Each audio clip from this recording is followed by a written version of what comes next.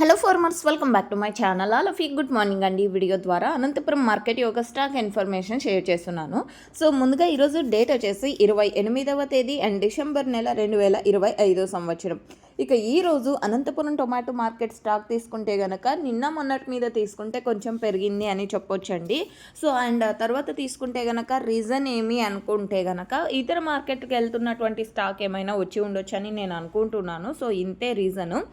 And ఇక ఈరోజు total టమాటా stock 88,000 plus boxes వచ్చిందండి. 88,000 ప్లస్ బాక్సెస్ వచ్చింది total tomato stock. And okay friends, ఇది ఈరోజు స్టాక్ ఇన్ఫర్మేషన్.